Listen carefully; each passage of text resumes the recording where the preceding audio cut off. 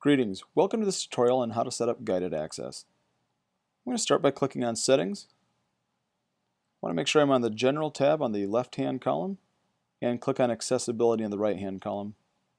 I'm going to scroll down to the bottom and select Guided Access. If guided access isn't turned on, you'll turn it on, and you want to make sure you set up a guided access passcode. I'm going to tap 1, 2, 3, 4, 5, 6. Same thing I've got set up on my luggage, and I'm set to go. Let's try a fun app here for students. Let's say you've got a center activity, and I want to do drawing desk, let's say. Okay, I can see that some kids already been on here, so let's hit the undo button. Let's just start drawing all over the place. Woohoo! I'm a classic stick figure guy, so ta-da! And sometimes students like to get out of the apps that you set them in. So I'm going to triple click the home button. 1, 2, 3. And in guided access, it has a window to where I can choose some options. The first option is, let's say students, you just wanted them to watch something like a tutorial or video or something. I'm going to turn on or turn off touch depending upon whether you want to have interactivity with the screen or it's just a just watch this and don't do anything with the screen at all. I do want to enable touch in this app particularly. Do I want kids to have access to the sleep-wake button? No, so I turn it off. Volume buttons? No. Motion, this is where if you rotate your iPad vertically, it will, some apps will let you do that, and I don't want that to happen, so I'm going to turn off motion. And I don't want kids to type in anything, so I'm going to leave all of these options off. Here's time limits. Time limits are fun because I can enable time limits and say, okay, after 10 minutes you've been locked in this app, you can do whatever you want afterwards. That's fine. You can even set up, in the settings, you can even set up a notification sound to let you know that it's finished. In this particular case, I'm going to hit start.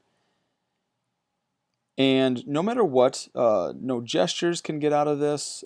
Hitting the home button gives me a notification at the top saying guided access is enabled. Even hitting the home button or the volume buttons give me that warning that I can't do anything other than just stay in this app. But let's say a kid decides to turn on the annoying sound, and then it gets very, very troublesome after that. Well, one thing I can do is I can go back into guided access by triple clicking the home button again. I will need to enter in my passcode, and I will fix that by either drawing a square around the region that you don't want touched. You can erase that, or I can draw a circle around that.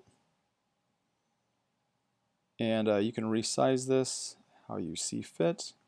You can move it around. Possibilities are endless. So let's say I want them to not have access to these items.